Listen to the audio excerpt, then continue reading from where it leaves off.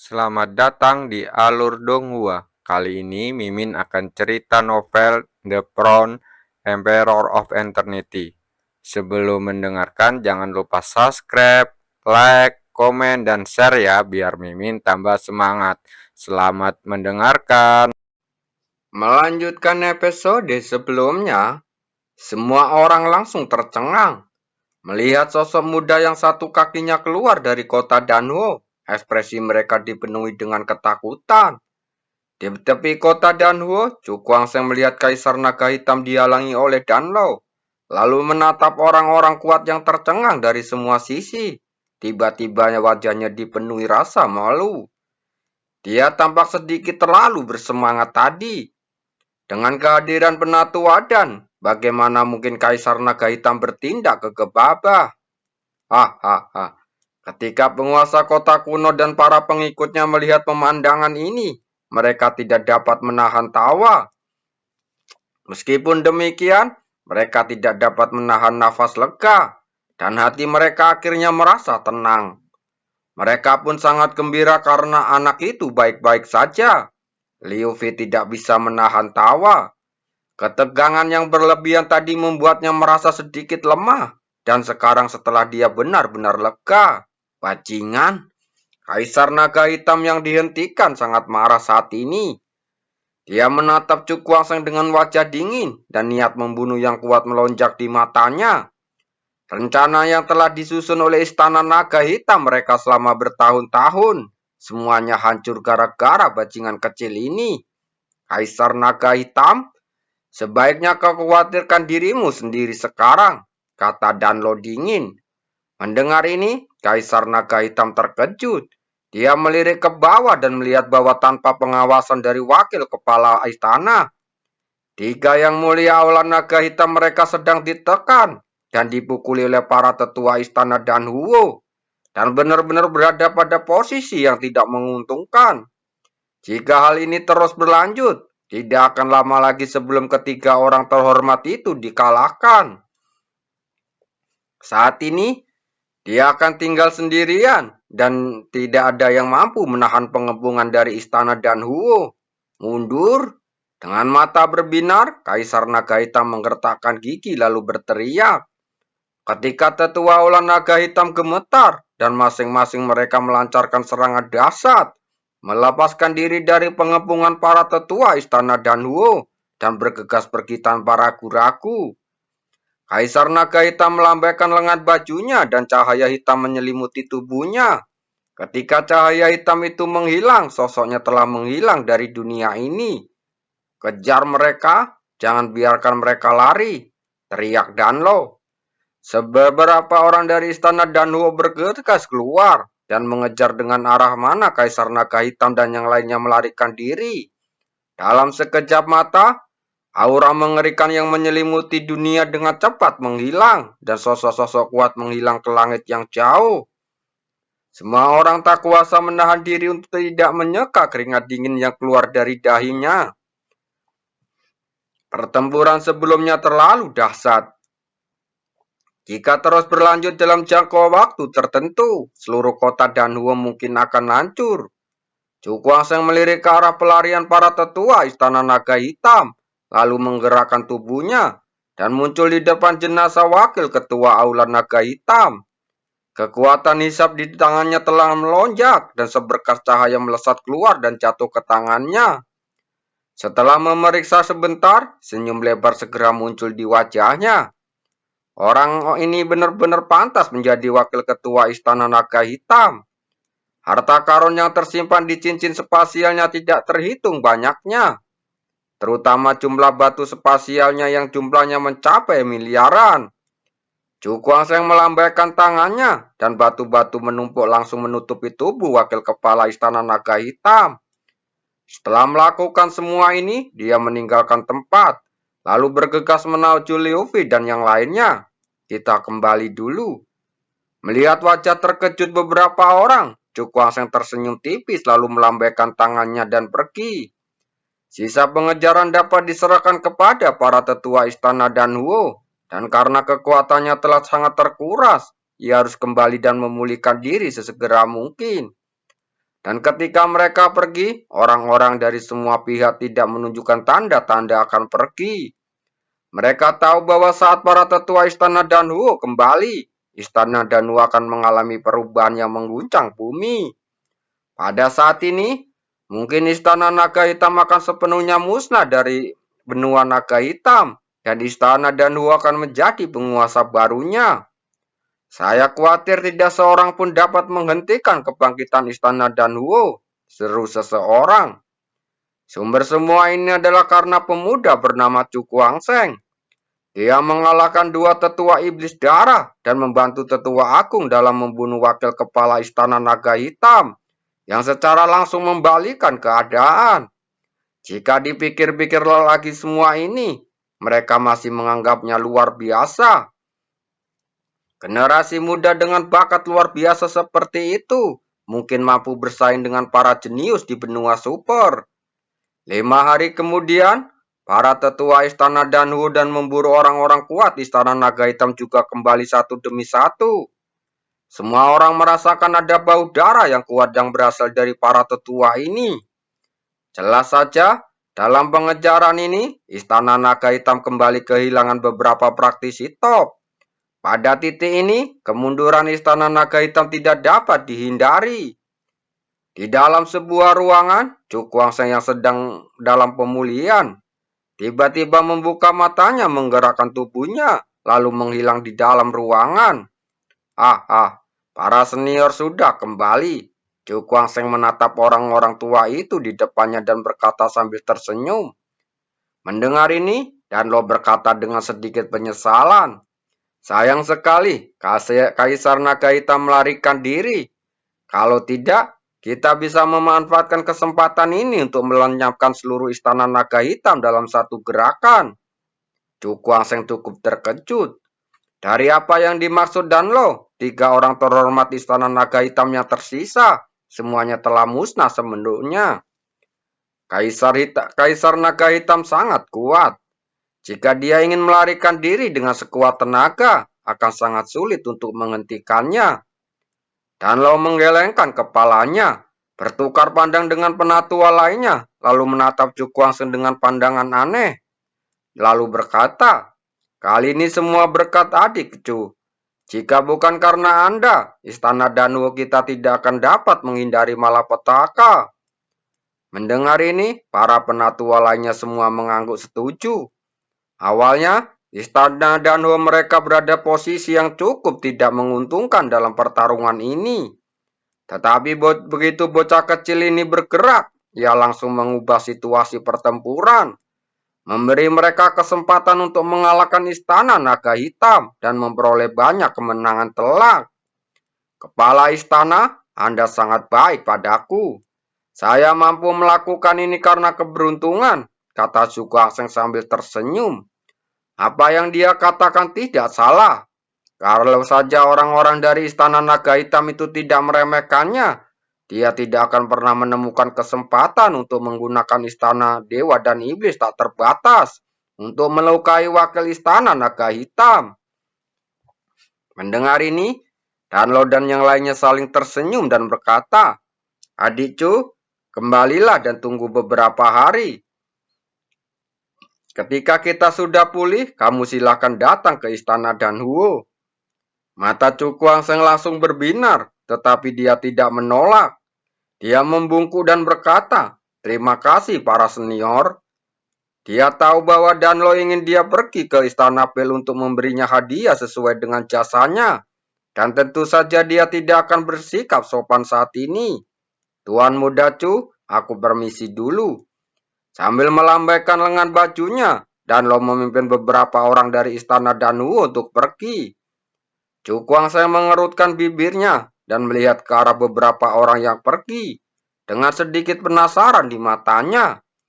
Dia sangat penasaran harta apa saja yang dibawa keluar istana Danhuo kali ini. Saya harap harta karun semacam ini dapat secara langsung meningkatkan efektivitas tempur saya, kata Chu Kuang-seng dengan mata berbinar. Karena dia sedang menuju benua dewa dan iblis, tentu saja semakin kuat dia semakin baik.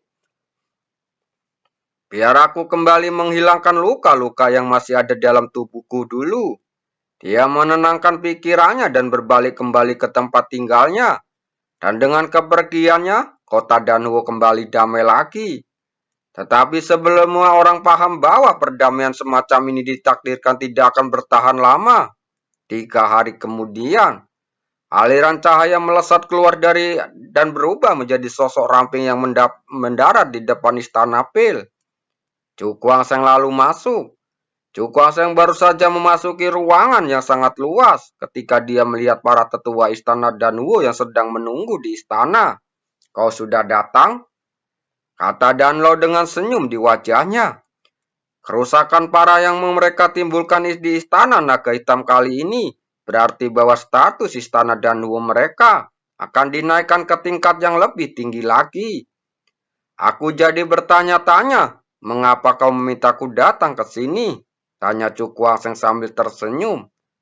Dengar ini, Danlo dan yang lainnya saling memandang dan berkata, kali ini saudara Chu telah banyak membantu istana Danwo kita. Tentu saja, istana Danwo kita harus memberikan sesuatu untuk membalas kebaikan saudara Chu.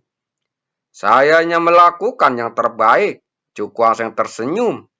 Danlo melambaikan lengan bajunya dan sinar cahaya spiritual berkumpul di depannya, berubah menjadi pagoda sebening kristal. Mata Chu Kuangseng terfokus. Dia menatap pagoda itu dan ekspresi terkejut perlahan muncul di wajahnya. Menara roh? Tanyanya heran. Pagoda di depan persis sama dengan menara roh. Dapat dikatakan keduanya diukir dari cetakan yang sama. Danlo menggelengkan kepalanya. Benda ini bukan menara roh sungguhan. Ekspresi Chu Kuangseng berubah dan bertanya, lalu menara apa ini? Dia bisa mendengar dari kata-kata Danlo bahwa pagoda di depannya tampak memiliki hubungan dekat dengan menara roh. Kamu bisa menyebutnya menara roh kecil. Danlo menunjuk ke pagoda kristal dan berkata, ini adalah menara roh kecil yang disalin dari menara roh oleh banyak pendahulu istana Danwoku setelah menghabiskan waktu puluhan tahun. Karena kekuatannya berasal dari menara roh, ia memiliki efek yang sama dengan menara roh. Menara roh kecil? Chu Kuangseng menatap pagoda sebening kristal itu. Ekspresinya penuh keterkejutan. Harta karun ini sebenarnya disalin dari menara roh. Meskipun benda ini tidak seefektif menara roh dalam mengolah kekuatan mental, benda ini juga dapat meningkatkan kecepatan kultivasi kekuatan mental seseorang, kata Danlo sambil tersenyum. Sambil berbicara, dia melambaikan lengan tangannya pelan. Lalu menara roh kecil itu terbang keluar dan melayang di depan Chu Kuangseng. Senior, apa ini? Tanya Chu Kuangseng. Ini adalah bagian dari hadiah yang diberikan istana Danwo kepadamu. Danlo berkata sambil tersenyum. Hati Chu Kuangseng sedikit tergerak. Dan tanpa ragu-ragu dia mengulurkan tangan dan mengambil menara roh kecil itu. Meskipun hal ini tidak dapat secara langsung meningkatkan keefektivitasan bertarungnya, tetapi hal ini pasti akan memberinya manfaat yang tak terkatakan dalam jangka yang panjang. Terima kasih Master Istana dan semua senior. Chu Kuangseng membungkuk lagi. Ini adalah hadiah kecil. Tidak perlu terlalu serius. Danlo melambaikan tangannya. Dia ragu sejenak lalu bertanya. Saya ingin tahu apakah Tuan Muda pernah pergi ke lantai 3 menara roh. Saat dia berbicara, ada harapan yang tak tersamar di matanya. Mengenai lantai 3 menara roh, istana Danwo mereka telah mempelajari selama ratusan tahun, tetapi tidak memperoleh apapun. Chu Kuangseng merenung sejenak, lalu mengulurkan telapak tangannya, dan kilatan cahaya, sepotong kulit binatang yang agak compang-camping mengembun keluar. Ini yang saya dapatkan dari lantai 3, jawab Chu Kuangseng pelan. Bisakah Anda menunjukkannya kepada saya? Tanya Danlo. Chu Kuangseng tersenyum tipis lalu melambaikan tangannya dan melempar kulit binatang itu. Danlo mengulurkan tangannya dan melihat ke atas dan ke bawah cukup lama, tetapi tidak memperoleh hasil apapun. Sambil menggelengkan kepalanya, dia bertanya, Tuan Muda Chu, bisakah Anda menceritakan secara rinci bagaimana Anda memperoleh kulit binatang itu? Mendengar ini, Chu Kuaseng mengangguk dan menceritakan semua yang terjadi hari itu secara rinci. Dan yang lainnya langsung tertegun sejenak, lalu berkata dengan takjub, Adik Chu benar-benar luar biasa. Baik kesempatan mau bakatnya sangat dalam. Begitu dia selesai berbicara, kulit binatang yang agak rusak itu terbang dan jatuh ke tangan Chu Kuaseng kembali. Senior, apakah kamu tidak menginginkannya? Chu Kuaseng bertanya setelah melihat kulit binatang itu. Ini adalah hal yang kamu temukan. Bagaimana mungkin kami para orang tua berani mengambilnya? Dan lo menggelengkan kepalanya.